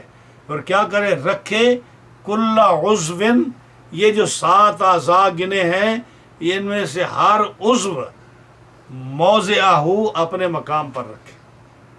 اب بتائیے کہ جب آدمی سجدہ کرے تو پاؤں کا مقام کون سا ہے؟ پاؤں کا مقام زمین پر لگنا ہے یا زمین پر اٹھانا ہے؟ جو آدمی سجدہ کرتے ہیں، بہت سارے آدمی جو ہے نا وہ کہتے ہیں کہ ایک پیر تو جو ہے وہ کھڑا کر لیا اور دوسرے نے جب مڑنا ہی ہے تو ہم کیوں اوپر کھڑا کریں؟ تو فرمایا اپنی جگہ پر اس کو رکھو. جگہ کون سی ہے؟ جگہ وہ ہے جیسے آپ کھڑے ہوتے ہو، جو قدموں کے رکھنے کی جگہ ہے. سجدے کی حالت میں قدم وہاں ہونا چاہیے. کیا مطلب؟ کہ سجدے میں دونوں پاؤں ایسے ہونے چاہیے، ایسے نہیں ہونے چاہیے. جیسے آپ بہت سے لوگ تو دونوں پاؤں کو کھڑا نہیں کرتے. آپ دیکھو نا، بہت سارے لوگ دونوں پاؤں کو سجدے کی حالت میں کھڑا نہیں کرتے، بلکہ جیسے بیٹھنے کی حالت میں وہ دونوں پاؤں کے اوپر بیٹھ جاتے ہیں. سجدے میں بھی اسی طرح رہتے ہیں. یا کچھ لوگ کیا کرتے ہیں کہ ایک پاؤں کو کھڑا کر دیا، دوسرا لیٹا رہا. کہ جب بیٹھنا ہے تو ایک کھڑا ہو گیا دوسرے کے اوپر بیٹھ کے، ایسا نہیں ہے، دونوں پاؤں کو کھڑا رکھنا ضروری ہے، کیونکہ فرمایا فَلْيَضَعْ كُلَّ عُضْوٍ مَوْضِعَهُ، اپنے ہر پاؤں کو، اپنے ہر عضو کو اس کی جگہ پر رکھو، اور پاؤں کی جگہ یہ ہے ایسے کہ دونوں پاؤں کو وہ ایسا کھڑا کرے۔ دوسری بات یہ جو گھٹنے ہیں وہ ظاہر وہ تو گھٹنوں کو رکھے گا، ہاتھوں کو رکھے گا، پیشانی اور ناک کو رکھے اس کو۔ اب یہ دیکھیے حدیث پاک ہے کہ السجدہ تو علی سبعۃ اعضاء، سجدہ جو ہے یہ 7 عضووں پر ہے۔ کون کون سا ہے؟ کہ یدین، قدمین، رکبتین والجبہ، 7 ہو گئے۔ اچھا، ورفع الیدین ہے، اور رفع یدین بھی 7 ہے، پیچھے حدیث گزر گئی، رفع یدین بھی 7 ہے۔ اب وہ کہتے ہیں ایک رفع یدین کے یہ ہاتھ اٹھانا اذا رأیت البیت، جب کعبے کو دیکھو اللہ اکبر کو دیکھیے، کعبے کو دیکھے تو کیا کہے؟ جب کعبہ نظر آئے نا پہلی دفعہ اللہ اکبر یہ کہے۔ وہ علی الصفا، جب صفا پر جائے تو ایسے کہے اللہ اکبر، جب مروہ پر جائے کہے اللہ اکبر، 3 ہو گئے۔ وہ بھی عرفہ تھا، عرفہ میں جائے، جب میدان عرفہ میں وہاں جائے تو کہے اللہ اکبر، جب مزدلفہ میں جائے بجمع وہاں کہے اللہ اکبر، 5۔ اور جب رمی جمار پر جائے، جب جمروں پر جائے تو وہاں کہے ہاتھ اٹھا کر اللہ اکبر، 6 ہو گئے۔ وَإِذَا أُقِیمَتِ الصَّلَاةُ، جب نماز کے لیے ہاتھ اٹھائے تو کہے اللہ اکبر۔ اگر رفع یدین نماز میں ہوتا تو یہ 7 نہ آتے، یا اقیم الصلاۃ کہا کہ نماز کے شروع میں ہاتھ اٹھانے ہیں، اس کے بعد رفع یدین نہیں ہے۔ یہ بھی آج اس حدیث میں بھی یہ بات آ گئی۔ ہاں جی، اور آگے جو ہے یہ فرمایا کہ حضرت ام المومنین عائشہ صدیقہ رضی اللہ تعالی عنہا آپ سے روایت ہے، آپ فرماتی ہیں ابصر رسول اللہ صلی اللہ علیہ وسلم امرأۃ من اہلہ تصلی، نبی کریم علیہ السلام نے ایک عورت دیکھو گھر میں نماز پڑھ رہی ہے، ولا تضع انفہا بالارض، اور انہوں نے ناک زمین پر نہیں رکھا، ناک زمین پر نہیں رکھا۔ نبی کریم علیہ السلام نے فرمایا یا حاضی، او مائی، دعی انفک بالارض، اپنے ناک کو زمین پر لگاؤ، اپنے ناک کو زمین پر لگاؤ۔ فَإِنَّهُ لَا صَلَاةَ لِمَن لَّمْ يَضَعْ أَنفَهُ بِالْأَرْضِ مَعَ جِبْهَتِهِ، جس نے اپنے ناک کو پیشانی کے ساتھ ملا کر، یعنی دونوں کو جس نے زمین پر نہ لگایا اس کی نماز نہیں ہے۔ تو یہ دونوں کو ایک شمار کیا، تو اس لیے نا یہ ناک کو زمین پر لگانا ضروری ہے۔ اب یہ ہے کہ اب ہر روز اپنے مکان پر آ گیا، ایک یہ وَإِذَا رَكَعَ، اور حدیث پاک آخری جملہ، جب آپ رسول اللہ صلی اللہ علیہ وسلم فرمایا جب رکوع کرے تو فَلَا يُدَبِّهْ تَدْبِيَ الْحِمَارِ، وہ حرکت نہ کرے جیسے گدھا کرتا ہے۔ تدبیح کیا ہے؟ تدبیح یہ ہے کہ اس کا سر نیچے ہو اور پشت ایسے ہو، تو سر کو رکوع میں پشت کے برابر ہونا ہے۔ اگر سر نیچے کرے گا تو پشت ایسے ہو جائے گی، اس کی کوہان بن جائے گی، ٹیڑھی ہو جائے گی۔ جب سر نیچے ہو پشت جو ہے نا سیدھی نہیں رہے گی، تو یہ گدھے کی مثال ہے۔ فرمایا فلا یدبہ تدبیہ الحمار، گدھے کی طرح نہ کھڑا ہو رکوع میں، بلکہ ایسے بالکل سیدھا جو ہے اس کی گردن اس کی پشت کے برابر ہو جب رکوع کرے۔ یہاں اگر پانی رکھو تو پیالہ گلاس جو ہے پانی کا بھرا ہوا وہ گرے نہیں پانی، ایسے سکون کے ساتھ کھڑا ہو۔ تو یہ ہے رکوع کرنے کا طریقہ جو نبی کریم صلی اللہ علیہ وسلم نے فرمایا۔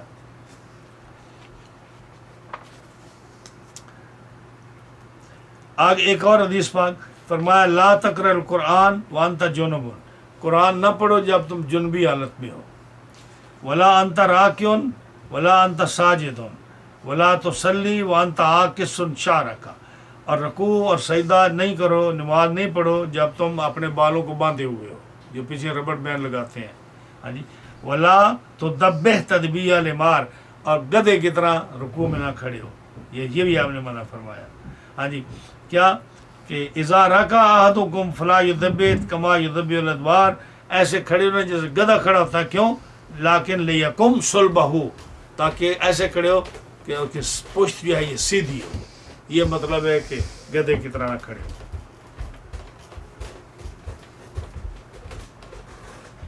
جی ابو حنیفہ رضی اللہ تعالی عنہ عن ابی سفیان عن ابی نضرۃ قال قال رسول اللہ صلی اللہ علیہ وسلم اذا سجد احدکم فلا يمد رجليه فإن الانسان يسجد على 7 اعظم جبهته ويديه وركبتيه ورجليه وفي اب دیکھو کتنی کلیئر. ہاں پھر روایت ہے نا کہ ٹھیک اذا سجد احدکم فلا يمد صلبه وفي روایت قال نهى رسول اللہ صلی اللہ علیہ وسلم ان يمد الرجل صلبه في سجوده. صلبہ. ہاں جی حدیث نمبر 110. کیسی کلیئر حدیث آئی ہے. فرمایا کہ حضرت امام اعظم ابو حنیفہ حضرت ابی سفیان سے وہ حضرت ابی نضرہ سے روایت کرتے ہیں کہ فرمایا رسول اللہ صلی اللہ علیہ وسلم نے اذا سجد احدکم جب تم میں سے کوئی آدمی سجدہ کرے فلا یمد رجلیہ اپنے پاؤں کو نہ اٹھائے. سجدے میں رجلیہ دونوں پاؤں کو نہ اٹھائے. مطلب اگر ایک اٹھ جائے مجبوری جیسے آپ سجدہ کرتے ہیں تو دونوں پاؤں کو زمین پر لگنا ہے نا لگے اور جب آپ اٹھنے لگے تو ظاہر ایک پاؤں جو ہے وہ آپ اس کو موو کریں گے جس کے اوپر بیٹھنا ہے تو وہ تو اٹھے گا نا انگلی اٹھ جائے گی اس کی کیونکہ اس کو موو کرنا آپ نے. تو دونوں کا اٹھانا سجدے میں یا نماز میں کسی کھڑے ہو کر تو ظاہر دونوں نہیں اٹھ سکتے نا ایک ہی اٹھے گا. ہاں جی اگر اٹھے گا تو دونوں تو نہیں اٹھ سکتے. اگر دونوں کے اٹھنے کا چانس ہے تو کس میں ہے؟ رکوع میں ہے. بولے نا یار بولے منہ ہے نا. رکوع میں دونوں پیر اٹھ سکتے ہیں نہیں. قیام میں تو کس میں اٹھیں گے؟ سجدے میں. تو فرمایا جب سجدہ کرو تو فلا یمد رجلیہ اپنے دونوں پاؤں کو نہ اٹھاؤ. جس کے دونوں پاؤں اٹھ جائیں گی اس کی نماز نہیں ہے. فإن الانسان اس واسطے کہ انسان سجدہ کرتا ہے 7 اعضاء پر. جبہتہ پیشانی دونوں ہاتھ دونوں گھٹنے دونوں پیر. اور ایک روایت میں ہے وَإِذَا سَجَدَ أَحَدُكُمْ فَلَا يَمُدَّ صُلْبَهُ جب ایک آدمی کو سجدہ کرے تو میں سے کوئی تو اپنی پشت کو لمبا نہ کرے. جیسے میں نے کہا نا ایسے آدمی لمبا سجدہ کرتے ہیں آگے صف سے آگے نکل کر لمبی پشت کر دیتے ہیں. جتنی لمبی کریں گے آپ زمین سے چمٹ جائیں گے. ہاں جی اور وہ نماز کے لیے مکروہ ہے کراہت. نماز جب سجدہ کرے پشت اس کی کوہان کی طرح ایسے اوپر نکلی ہوئی ہو بازو اس کے یہ آرم جو ہیں یہ پیٹ سے پسلیوں سے اذغان سے دور ہوں تاکہ اگر بکری جی سے گزرنے چاہے تو بکری کا بچہ گزر جائے. اپنی پشت کو لمبا نہ کرے. اور ایک روایت میں نہا رسول اللہ صلی اللہ علیہ وسلم ان یمد الرجل صلبہ فی سجودہ نبی کریم علیہ السلام نے منع فرمایا کہ وہ اپنی پشت کو آدمی لمبا کرے سجدے میں.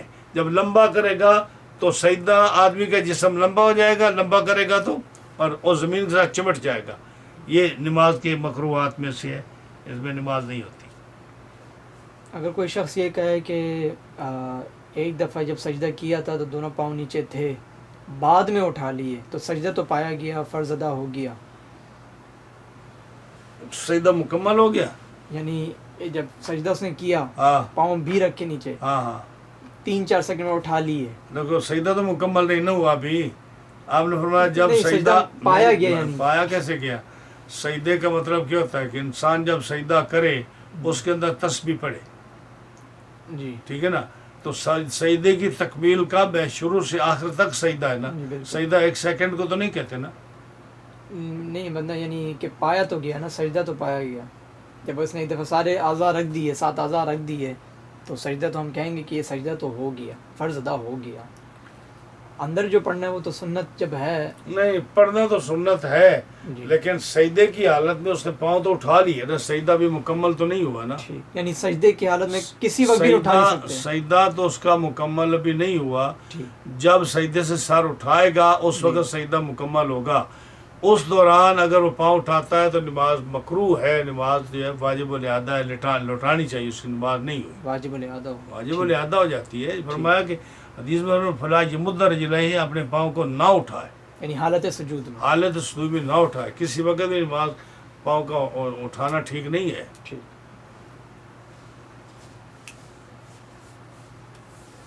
جی. ابو حنیفہ رضی اللہ تعالی عنہ عن اکرمۃ عن ابن عباس اکرمہ عن ابن عباس رضی اللہ تعالی عنہما قال قال رسول اللہ صلی اللہ علیہ وسلم امرت ان اسجد على 7 اعظم ولا اکف شعرا ولا ثوبا. ایک اکرمہ ہیں جو ابو جہل کے بیٹے ہیں، حضرت اکرمہ صحابی رسول ہیں. یہ اکرمہ جو ہیں یہ حضرت عبداللہ بن عباس کے شاگرد ہیں. ان سے روایت جہاں ان ابن عباس آئے گا نا اور اکرمہ کا لفظ آئے وہاں مراد ہوگا کہ یہ شاگرد ہیں حضرت عبداللہ بن عباس کے جو اپنے استاد سے روایت کر رہے ہیں.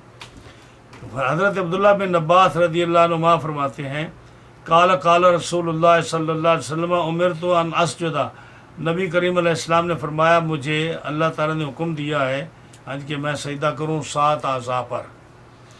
7 اعضاء پر اس کی تفصیل گزر چکی ہے. ولا اکف، اور مجھے حکم دیا رب تعالیٰ نے کہ میں اپنے بالوں کو نہ باندھوں، اور مجھے حکم دیا ہے کہ میں اپنے کپڑوں کو سجدے میں جاتے ہوئے اس کو نہ اٹھاؤں. یعنی بعض آدمی اٹھاتے کیوں ہیں؟ مٹی نہ لگ جائے، استری نہ ٹوٹ جائے. اب استری ہے نا تو ظاہر ہے کہ جب وہ آپ اس کو جو استری والا حصہ ہے جب جہاں اس کے نظر آتا ہے تو زمین پر لگے گا تو مٹی لگے گی اور ٹوٹ جائے گی استری. استری ٹوٹنے کے لیے، مٹی لگنے کے لیے، ہاں جی، یا اس کو جو ہے اکٹھا کرنے کے لیے آپ کریں. فرمایا نہیں، سجدے میں جاتے ہوئے نہ کپڑوں سے کھیلو، مسلح ہو، کرتا ہو، سلوار ہو، رومال ہو، پگڑی ہو، کوئی بھی صورت ہو، نہ اسے کھیلو اور نہ اپنے بالوں کو باندھو. یہ مکروہات میں سے ہے. تو بعض لوگ جو ہیں داڑھی کے ساتھ کھیلتے رہتے ہیں نماز میں، یا جو ہے کپڑوں کو ٹھیک کرتے رہتے ہیں. یہ سارا منع ہے، نماز کے مکروہات میں سے ہے.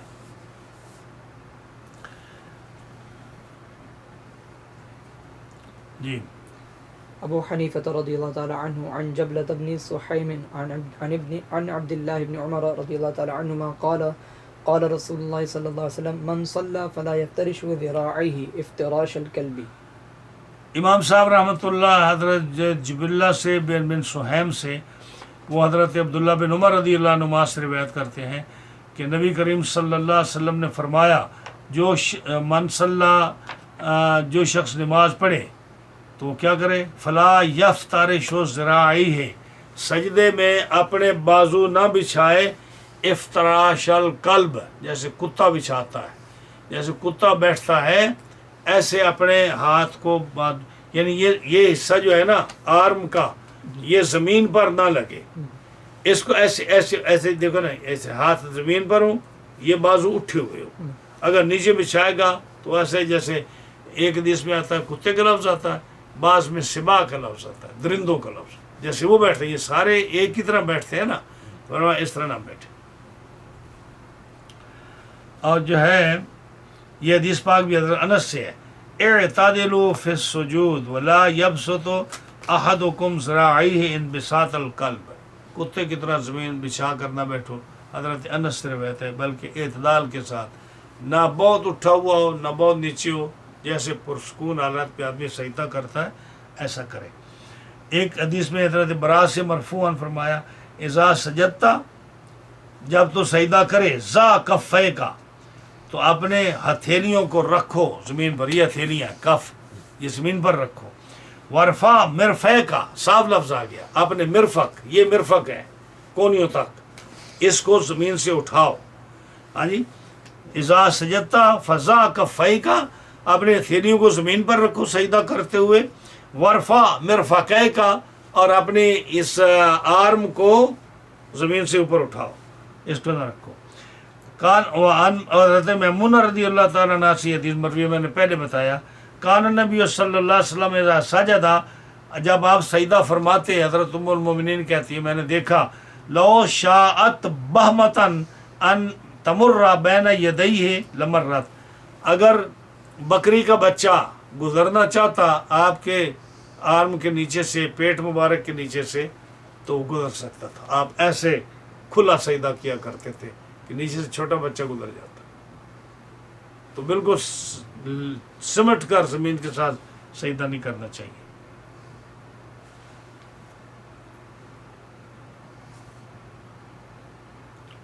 جی أبو حنيفة رضي الله تعالى عنه عن حماد عن إبراهيم عن علقمة عن ابن مسعود رضي الله تعالى عنه أن النبي صلى الله عليه وسلم لم يقنط في الفجر قط إلا شهرا واحدا لم يرى قبل ذلك ولا بعده يدعو على ناس من المشركين اللہ ناس من المشرکین. اب یہاں سے ایک مسئلہ اور شروع ہو رہا ہے. ابھی یہ خوبصورتی ماشاءاللہ مسند امام اعظم ابو حنیفہ کی کہ جو ہر باب شروع ہوتا ہے حدیثیں شروع ہوتی ہیں تو نیا مسئلہ جب اختلافی مسئلہ آتا ہے ائمہ کے درمیان تو آپ اپنے مذہب پر اور اپنے جو ہے طریقے پر آپ دلائل دیتے ہیں اور اس کو احادیث سے بھی اور عقلی دلیل اور نقلی دلیل دونوں سے ثابت کرتے ہیں. اب مسئلہ کیا ہو رہا ہے کہ آپ نے اکثر دیکھا ہوگا کہ عرب لوگ جو ہیں اکثر یہ دعائے قنوت پڑھتے ہیں. ایک تو قنوت ہم بھی پڑھتے ہیں نا، دو قنوت ہیں. ایک قنوت ہے جو وطروں میں پڑھی جاتی ہے جو ہم پڑھتے ہیں رکوع سے پہلے، اللہ اکبر اللہم انا نستعینک و نستغفرک و نؤمن بک و نتوکل علیک. یہ ہم ہمیشہ پڑھتے ہیں وطروں میں اور کبھی ہم نے ترک نہیں کی. احناف کے نزدیک یہی ویلڈ ہے، دیٹس اٹ. اور جو امام شافعی رحمۃ اللہ علیہ ہیں اور دیگر ائمہ ہیں ان کے نزدیک فجر کی نماز میں قنوت ہے. ان کے نزدیک فجر کی نماز میں قنوت ہے. اور بعض ائمہ کے نزدیک ساری نمازوں میں قنوت ہے، فجر میں، ظہر میں، عصر میں، مغرب میں، عشاء میں یہ قنوت ہے. بعض کے نزدیک فجر میں، ظہر میں، عصر میں، مغرب میں، عشاء میں قنوت ہے. اور بعض ائمہ کے نزدیک جو ہے نا صرف فجر کی نماز میں قنوت ہے. ہاں جی. اور یہ جو ہے نا اب ہماری دلیل کیا ہے امام اعظم ابو حنیفہ نعمان بن ثابت رضی اللہ تعالیٰ عنہ کی. آپ فرماتے ہیں کہ جب وہ لوگ آئے نا قبیلہ رال اور زکوان کے لوگ جن کا حضور صلی اللہ علیہ وسلم کے ساتھ معاہدہ تھا کہ ہم آپس میں لڑائی نہیں کریں گے، تو دھوکے سے وہ ان کے آدمی آئے اور دھوکہ دے کر یعنی انہوں نے رسول اللہ صلی اللہ علیہ وسلم سے کہا کہ اسلام کی تبلیغ کی ضرورت ہے، آپ اچھے قاری اور اچھے عالم جو ہے نا ہمیں دیجئے تاکہ وہاں اسلام پھیلے. تو 70 قاری وہ لے گئے. 70 قاری جو بیسٹ پیپل تھے نا، جو صاحب علم تھے، نالج رکھنے والے تھے، تو نبی کریم علیہ السلام نے ان کو بھیج دیا ان 70 صحابہ کو، جن میں حضرت غالباً حضرت عامر بن فہیرہ بھی تھے جو حضرت ابوبکر صدیق کے غلام تھے، جو حضور صلی اللہ علیہ وسلم کے ساتھ ہجرت کر کے ساتھ گئے تھے، وہ بھی ساتھ تھے. تو جب وہاں گئے تو اس وقت انہوں نے 2 صحابہ کو بھیجا کہ تم جاؤ اونٹ چرا کے آؤ. مطلب ان کو علیحدہ پہاڑوں پر بھیج دیا کہ ہمارے اونٹ لے جاؤ. تو باقی جو 68 تھے وہ وہاں رکے. تو ان کی پلاننگ تھی، تو انہوں نے قبیلے والوں کو، بدماشوں کو بلا لیا اور انہوں نے سب کو شہید کر دیا. تو جب شہید کیا ان میں سے پھر 2 جب واپس آئے، ان میں سے ایک جو تھے وہ لڑتے ہوئے ان کے ساتھ شہید ہو گئے اور ایک جو تھے وہ بھاگ گئے، چلے گئے. تو اس میں جو تھا جب رسول اللہ صلی اللہ علیہ وسلم کو یہ پتہ چلا کہ ظلماً انہوں نے وعدہ خلافی کرتے ہوئے ان کو شہید کر دیا، تو آپ صلی اللہ علیہ وسلم کو بڑا دکھ لگا، بہت افسوس لگا آپ کو کہ انہوں نے معاہدہ توڑا. اور پھر جو بیسٹ پیپل تھے یعنی عالم تھے جو دین کی تبلیغ کے لیے گئے تھے، ان کو ظلماً شہید کر دیا. تو آپ اتنے پریشان اور اپسٹ ہوئے کہ آپ نے پورا 1 مہینہ، ایک حدیث میں آتا ہے کہ 1 مہینہ اور اگلے حدیث میں آ رہا ہے کہ 40 دن آپ نے ان پر قنوت پڑھی فجر کی نماز میں. اور جو فجر کی نماز میں آپ نے قنوت پڑھی اس میں آپ کیا کرتے کہ آپ رکوع کرتے، رکوع کے بعد اٹھتے، جب سمع اللہ لمن حمدہ کہتے، ربنا لک الحمد کہتے، اس کے بعد آپ بد دعا کرتے ان قبیلوں پر کہ اللہ ان کو ہلاک فرما، انہوں نے ظلم کیا، انہوں نے زیادتی کی، ہمارے علماء کو شہید کیا. یہ آپ 1 مہینہ لگاتار آپ نے بد دعا کی ان پر. اور ایک روایت میں آتا ہے کہ 40 دن آپ نے بد دعا کی. اب یہ ہے دعا قنوت. امام صاحب رحمۃ اللہ علیہ کی دلیل یہ ہے کہ رسول اللہ صلی اللہ علیہ وسلم نے 1 مہینہ یا 40 دن جو ہے آپ نے قنوت پڑھی، اس کے بعد رب تعالیٰ نے منع کر دیا، لیس لک من الامر شیء او یتوب علی یتوب لیس لک من الامر شیء او یتوب علیہم ہے نا، علیہم او یعذبہم فانہم ظالمون او کما قال اللہ تعالیٰ. یہ آیت نازل ہوئی تو رسول اللہ صلی اللہ علیہ وسلم کو منع کر دیا گیا کہ آپ نہ کریں.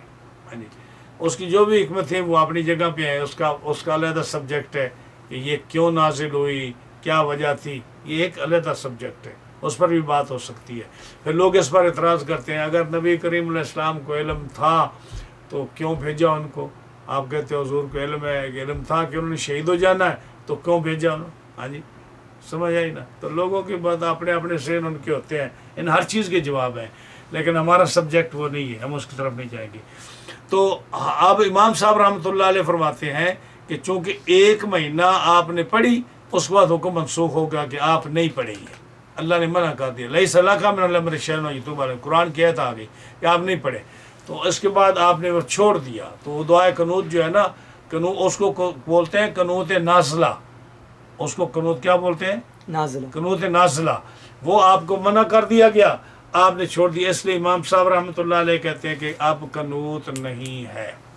امام شافعی رحمۃ اللہ علیہ فرماتے ہیں کہ آپ صلی اللہ علیہ وسلم نے قنوت پڑھی، اور حدیث کون سی حدیث پر عمل کرتے ہیں کہ نبی کریم علیہ السلام ہمیشہ قنوت پڑھتے رہے یہاں تک کہ آپ اس دنیا سے تشریف لے گئے، اور آپ نے قنوت کبھی نہیں چھوڑی. تو اس حدیث کو لے کر حضرت امام شافعی رحمۃ اللہ علیہ اور بعض دیگر ائمہ وہ قنوت پڑھتے ہیں. اور ایک امام کے نزدیک غالباً عبداللہ بن عباس میں دیکھتا ہوں ابھی کہ ان کے نزدیک جو ہے یہ جو میں نے بیان کی، دیکھا حضرت انس سے ہے کہ ما زال رسول اللہ صلی اللہ علیہ وسلم یقنط فی الصبح حتی فارق الدنیا. نبی کریم صلی اللہ علیہ وسلم ہمیشہ فجر کی نماز میں قنوت پڑھتے رہے یہاں تک کہ آپ دنیا سے تشریف لے گئے. سمجھ آئی نا. اب یہ حدیث جو ہے نا، یہ اس کو لے کر وہ کہتے ہیں کہ جی جو قنوت ہے یہ ہمیشہ کے لیے ہے، لیکن امام صاحب رحمۃ اللہ تعالیٰ علیہ فرماتے ہیں کہ قنوت جو ہے وہ صرف 1 مہینے کی تھی، اس کے بعد آپ ختم ہو گئے. اچھا یہ دیکھیے حضرت عبداللہ بن عباس سے روایت ہے ان ابن عباس قالا کانت رسول اللہ صلی اللہ علیہ وسلم شہرا متتابعا فی الظہر والعصر والمغرب والعشاء وصلاۃ الصبح فی دبر کل صلاۃ اذا قال سمع اللہ لمن حمدہ من الرکعۃ الآخرۃ یدعو علی احیاء من بنی سلیم علی رعل وزکوان وعصیہ ویؤمن من خلفہ. یعنی آپ صلی اللہ علیہ وسلم آپ نے 1 مہینہ قنوت پڑھی، فجر میں، ظہر میں، عصر میں، مغرب میں، عشاء میں. اور فجر کی نماز کے بعد جب آپ پڑھتے تو دوسری رکعت میں رکوع کرنے کے بعد آپ یہ دعا کرتے ان پر، اور جو مقتدی پیچھے تھے وہ آمین کہتے. اب جو ہے نا یہ اختلاف وختلف اہل العلم فی القنوت فی صلاۃ الفجر. فجر کی نماز میں اختلاف ہے قنوت میں. تو بعض اہل علم میں صحابہ میں سے وہ کہتے ہیں کہ فجر کی نماز میں قنوت ہے. وہ قول ہے کس کا؟ امام شافعی رحمۃ اللہ علیہ کا. امام شافعی رحمۃ اللہ علیہ کیا کہتے ہیں کہ فجر کی نماز میں قنوت ہے. امام احمد اور اسحاق کہتے ہیں لا یقنط فی الفجر الا عندنا نازلۃ تنزل بالمسلم. وہ کہتے ہیں کہ یہ تھی جب فجر میں یہ تھی، اور اب بھی فجر میں تھی، اب بھی ہے جب کوئی مصیبت آئے. اس لیے آپ دیکھتے ہو نا جب کوئی کسی پر حملہ کرتا ہے نا، یہ امریکہ جو حملہ کرتا ہے کسی ملک پر، آپ کوئی غور نہیں فرمایا ان دنوں میں جب یہ کسی ملک پر حملہ کرتا ہے، کوئی بھی مسلمان ملک پر حملہ ہوتا ہے نا، تو عربی جو ہے نا اپنی اپنی مساجد میں یہ قنوت نازلہ پڑھتے ہیں کہ انہوں نے مسلمانوں پر حملہ کیا ہے، نان مسلموں نے، یا اللہ ان کو ہلاک کر، یا اللہ ان کو ہدایت دے. یہ قنوت نازلہ، یہ قنوت نازلہ ہے. یہ کہہ رہے ہیں نا کہ لا یقنط فی الفجر الا عند نازلۃ تنزل بالمسلمین. جب مسلمانوں پر کوئی مصیبت آئے تو اس وقت جو ہے نا قنوت نازلہ پڑھی جاتی ہے.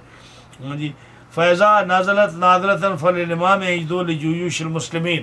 جب یہ کوئی مصیبت نازل ہوئے تو جہاں بھی امام ہے جب وہ قنوت پڑھے تو مسلمان لشکر کے لیے وہ دعا کرے، اور جو ہے دیگر جو مخالف ہیں، جو نان مسلم ہیں، ان کے لیے بد دعا کرے. سمجھے؟ تو ہمارے نزدیک یہ قنوت نازلہ کا حکم ختم ہو چکا ہے، اور ان کے نزدیک جو ہے امام شافعی کے نزدیک فجر میں ہے. احمد اور اسحاق کہتے ہیں کہ یہ اس وقت پڑھے جب کوئی مصیبت نازل ہو، ادروائز نہ پڑھے. تو یہ ساری چیزیں اس میں ہیں. اچھا، امام بدر الدین عینی جو بخاری کے شارح ہیں، حنفی، وہ کیا فرماتے ہیں؟ وہ کیا فرماتے ہیں؟ ناقل العینی حدیث الطحاوی، حضرت عبداللہ بن مسعود سے انہوں نے حدیث نقل کی. ہاں جی، ونقل عنہ انه قال فهذا ابن مسعود، ہاں جی، اختیار دیتے ہیں کہ ان قنوت رسول اللہ صلی اللہ علیہ وسلم الذي كان انما كان من اجل من كان يدعو علیہ، جب آپ بد دعا فرماتے تھے ان کا یہ وہ قنوت ہے. انه قد كان ترک ذلك، آپ نے پھر اس کو چھوڑ دیا. تو اب قنوت جو ہوگی سارا القنوت منسوخ ہے. امام عینی کہتے ہیں کہ یہ پہلے تھی لیکن آپ نے پھر چھوڑ دیا، تو یہ قنوت جو ہے منسوخ ہو گئی. جب منسوخ ہو گئی فلم یکن ہوا من بعد رسول اللہ صلی اللہ علیہ وسلم یقنۃ، نبی کریم علیہ السلام کے بعد اس قنوت کا کوئی حکم باقی نہیں ہے. وکان احد من روا ایضا رسول اللہ صلی اللہ علیہ وسلم، عبداللہ بن عمر نے جو روایت کیا، ہاں جی، پھر خبر دی ان اللہ عز وجل نسخ ذالک حتی انزل علی رسول اللہ صلی اللہ علیہ وسلم. یہ جب آیت اتری نا لیس لک من الامر شیء یتوب علیہم و یعذبہم، یہ اتری، عبداللہ بن عمر کہتے ہیں کہ یہ اس وقت یہ منسوخ ہو گئی. تو بہرحال مسئلہ کیا ثابت ہوا کہ قنوت نازلہ جو ہے اب یہ احناف کے نزدیک نہیں ہے. وہی قنوت ہے جو وطروں میں پڑھی جاتی ہے. تو یہ جو عرب مسجدوں میں پڑھتے ہیں یہ احناف کا مذہب نہیں ہے، اس لیے حنفی اپنی مسجدوں میں یہ قنوت نازلہ نہیں پڑھتے. لیکن علماء جو ہیں جب کسی ملک پر کوئی مصیبت آئے، کوئی تکلیف آئے، کوئی دشمن حملہ کرے، کوئی اور عذاب آئے، تو جو ہے نا علماء اس امت کے وہ اس حدیث کو لے کر قنوت نازلہ پڑھتے ہیں تاکہ مسلمانوں کے لیے دعا کریں اور جو غیر مسلم ہیں ان کے لیے بد دعا کریں. یہ اگلی حدیث پڑھیے. ابو حنیفہ رضی اللہ تعالی عنہ عن عطیہ عن ابی سعید رضی اللہ تعالی عنہ عن النبی صلی اللہ علیہ وسلم انه لم يقنط الا 40 يوما يدعو على عصیۃ وذکوان ثم لم يقنط الى ان مات. ہاں جی، یہ دوسری حدیث ہے کہ نبی کریم حضرت ابو امام صاحب حضرت عطیہ سے، وہ ابی سعید سے رضی اللہ تعالیٰ عنہ سے، وہ رسول اللہ صلی اللہ علیہ وسلم سے روایت کرتے ہیں کہ نبی کریم علیہ السلام نے قنوت نہیں فرمائی مگر 40 دن. پچھلے حدیث میں تھا 1 مہینہ 30 دن، اور یہاں جو ہے 40 دن ہے. تو 40 دن ہو یا 30 دن ہو تو یہ روایت راوی کو فرق شک بھی پڑ سکتا ہے. تو جو ہے نا 40 ہو یا 30 ہو، لیکن ایک ہی دفعہ کیا. اس کے بعد اس میں آپ بد دعا فرماتے تھے، ہلاکت کی بد دعا کرتے تھے.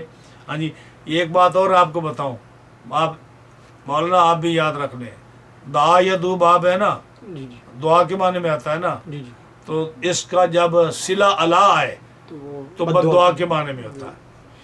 صلہ ہوتا ہے جب کسی بھی عربی صیغے کے بعد حروف جارہ میں سے کوئی آ جائے، صحیح ہے نا، تو اس معنی بدل جاتا ہے. اب آپ ایک جگہ کہ یہاں بھی وہی لفظ آیا ہے تو آپ وہی معنی کر دیں.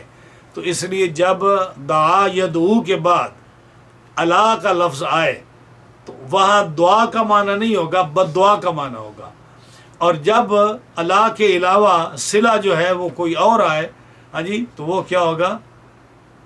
دعا کے معنی میں. یہ چیز یاد رکھیے اسٹوڈنٹ کے لیے. میں نے آپ کو پتہ ہوگا، لیکن یہ کہ چونکہ بات آئی ہے تو میں نے کہا کہ چلو جو بھی سن رہا ہے کوئی ان کو پتہ چل جائے کہ دعا یدعو میں جب اس کا صلہ اللہ آئے حروف جارہ کے ساتھ تو اس کا معنی بد دعا کریں گے. ہاں جی، اور جہاں جو ہے اللہ کے علاوہ آئے وہاں دعا کے معنی میں ہوگا. تو آپ 40 دن آپ نے بد دعا فرمائی، یدعو اللہ، ٹھیک ہے نا، اللہ کے معنی میں آپ نے بد دعا فرمائی. یہاں ہلاکت لکھا ہوا ہے، اللہ ہلاک فرما ان کو. عصیہ جو عرب کا قبیلہ تھا، زکوان اور دیگر قبائل جو تھے، ریل وغیرہ. ثم لم یقنط، اس کے بعد آپ نے کبھی قنوت نہیں کی، الی ام ماتا، یہاں تک کہ آپ اس دنیا سے تشریف لے گئے. تو یہ حدیث کیا بتاتی ہے کہ جو قنوت نازلہ ہے یہ احناف کے نزدیک یہ منسوخ ہے. اچھا، اس کا طریقہ کیا تھا کہ جب آپ جو ہے حضرت ابو ہریرہ عزیز سے کان اذا اراد ان یدعو علی احد، جب آپ کسی پر دعا فرماتے، او یدعو لاحد، یا کسی کے لیے دعا کرتے. اب یہ دیکھا نا، ایک حدیث میں آیا یدعو علی احد، مانا کیا ہے؟ کسی کے لیے بد دعا کرتے. او یدعو لاحد، یہاں علی نہیں ہے، یہاں لام صلہ آیا تو یہاں دعا ہے. مانا ایک ہی ہے، اب لفظ ایک ہی ہے، یدعو علی احد، کیا مانا؟ کسی کے لیے بد دعا کرتے. او یدعو لاحد، یہاں اللہ کی جگہ لام ہے تو مانا کیا؟ اور یا کسی کے لیے دعا فرماتے آپ. تو یہ جو ہے نا، یہی علم ہوتا ہے. اب ایک آدمی پڑھے نہیں تو وہ کہے جی کہ یہ سب کچھ ایک ہی ہے، تو ایک ایک لفظ کے ساتھ، ایک ایک حرف کے آنے کے ساتھ کہ اللہ صلہ ہے یا لام صلہ ہے، یعنی لام کے آنے کے ساتھ یا اللہ کے آنے کے ساتھ بد دعا سے دعا، دعا سے بد دعا کے معنی میں تبدیلی آ جاتی ہے. یہ گرامر ہے، یہ اس کا پڑھنا ضروری ہے اس کا. تو آپ جو ہے نا کس لیے دعا کرتے یا بد دعا کرتے تو رکوع کے بعد قنوت کرتے. اور کیا کہتے؟ سامع اللہ لمن حمدہ ربنا لک الحمد. پھر آگے شروع کرتا اللہم انج فلانن، یا اللہ فلاں قبیلے کو نجات عطا فرما، فلاں کو ہدایت عطا فرما، فلاں پر رحم عطا فرما، اور فلاں کو ہلاک کر، فلاں کو تباہ و برباد کر. تو یہ پھر آپ جو ہے نا قنوت فرماتے، کسی کے لیے دعا کرتے، کسی کے لیے بد دعا کرتے. یہ فجر کی نماز کے بعد دوسری رکعت کے رکوع کے بعد سامع اللہ ربنا لک الحمد کے بعد آپ یہ بد دعا فرماتے. یہ طریقہ ہوا کرتا تھا. اس میں وہ بھی اب جو ہے ایک اور بات، جو قنوت وطر ہے، یہ ہمارے نزدیک کیا ہے؟ آہستہ. ہم آہستہ پڑھتے ہیں نا، ہم آہستہ پڑھتے ہیں نا. ایک اور مسئلہ آ گیا نا ہمارے نزدیک ہے کہ جو وطروں کی قنوت ہے، اللہم اغفر، اللہ کیا ہے؟ اللہم انا نستعینک و نستغفرک و نؤمن بک و نتوکل علیک. یہ دعائے قنوت جو ہے یہ آہستہ پڑھنی ہے ہمارے نزدیک، اور وہ بلند آواز سے پڑھتے ہیں. قنوت، وہ قنوت نازلہ بلند آواز سے پڑھتے ہیں. ہاں جی، تو ہمارے لیے حکم کیوں ہے کہ آہستہ پڑھو؟ اللہ نے فرمایا ادعوا ربکم تضرعا و خفیہ، کہ جب اللہ سے دعا کرو تو تم عاجزی اور انکساری کے ساتھ اور آہستہ ڈرتے ہوئے اللہ سے دعا مانگو. تو وہ کیا ہے؟ اس کا آسان طریقہ کیا ہے کہ آہستہ پڑھو. جو کسی کو جو کہ وہ آہستہ بھی سنتا ہے، ہاں جی، تو آہستہ پڑھو. تو اس قرآن کی روح سے ہمارے نزدیک دعائے قنوت جو ہے وہ ہم آہستہ پڑھتے ہیں قرآن کے حکم کے مطابق. اور دوسرے لوگ جو کہتے ہیں ان کے نزدیک یہ ہے کہ مستحب میں جہر ہے، جو قنوت جو ہے وہ بلند آواز سے پڑھتے ہیں. تو ہم جو ہے ہم آہستہ پڑھتے ہیں. 114 حدیث سے ہو گئی. انشاءاللہ 115 حدیث جو ہے یہاں سے نیا مسئلہ شروع ہوگا، اور انشاءاللہ اگلا سبق جو ہے کل 4:30 بجے انشاءاللہ.